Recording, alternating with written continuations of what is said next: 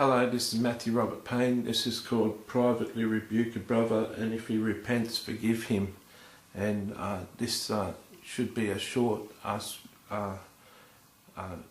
video. First of all, we start in Luke 17 verse 3. Take heed to yourselves. If your brother sins against you, rebuke him, and if he repents, forgive him. And if he sins against you 7 times in a day, and 7 times in a day he returns to you saying, I repent, you shall forgive him. Forgiveness is a big issue in the Christian life.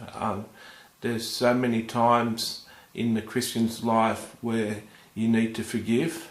And it can be a touchy issue. It certainly is a touchy issue with me, and I've had many people that have hurt and abused me, and I've had trouble in the past with my forgiveness. I didn't ordinarily forgive that easily, and a lot of people who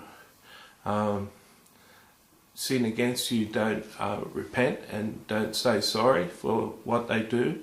You've just got to forgive them anyway. And Jesus says that the proper way of going about things here is, if a brother sins against you, to rebuke him, to pick him up on his fault and say that you hurt me here, you did this and it hurt me, and for him to say sorry, that I didn't mean to hurt you. And Jesus goes on to say, even if he does 7 times things in a day that has hurt you, that if he says sorry, that you've got to forgive him 7 times in a day.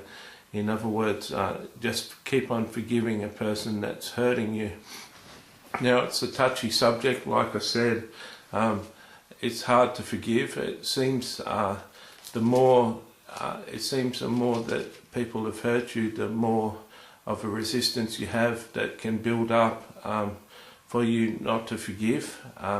But Jesus said in other scriptures, in the parables that the commands that we've taught, that if you don't forgive your brother, neither will the Father forgive you. So it's a subject we need to pay attention to. It's a subject that we need to spend time with, understanding. And it's a subject that's vital for us to carry out and participate in. Jesus wants us to forgive, and so he lays down the proper understanding for us, and that is when a brother sins against us, for us to swallow our pride and go and see the brother and say that you've sinned against me. You've hurt me in some way, and have the courage to tell them that they've hurt you. Oftentimes people hurt us with no intention. They say things or do things with no intention of hurting us, and in those instances you find a better outcome.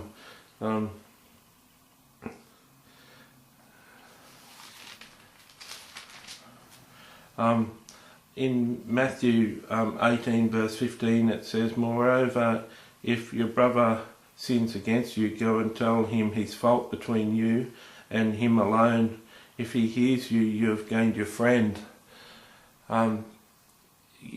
Jesus is into reconciliation. He's into making peace between 2 brothers, or a brother and a sister in the Lord.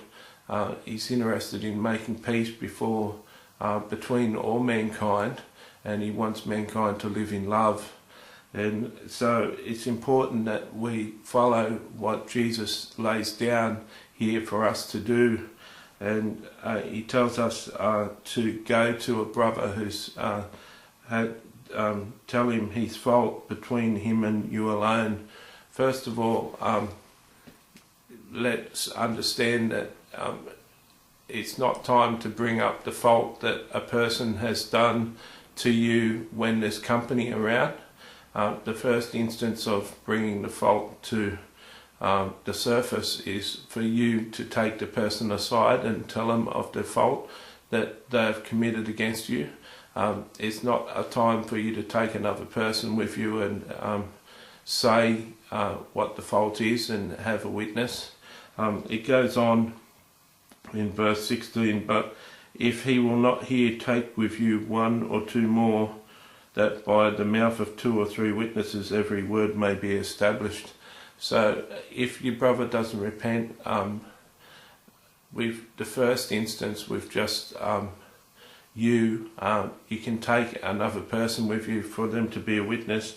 If he refuses to hear them, tell it to the church, but if he refuses to hear the church, let him be to you like a heathen and a tax collector. Now, for many years I thought that was a good passage, that process of taking it to a brother privately, then taking another brother, then taking it to the church.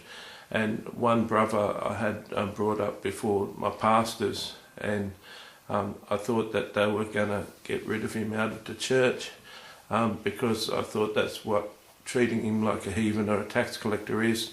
But I've heard one teaching that says to treat a person like a heathen or a tax collector is not something that's bad or derogatory, but it's something that's treating him like a non-Christian. In other words, forgive them anyway if they won't admit to their fault, and you take it before the church and they still won't admit their fault, just forgive them anyway, like you have to forgive non-Christians anyway when they sin against you.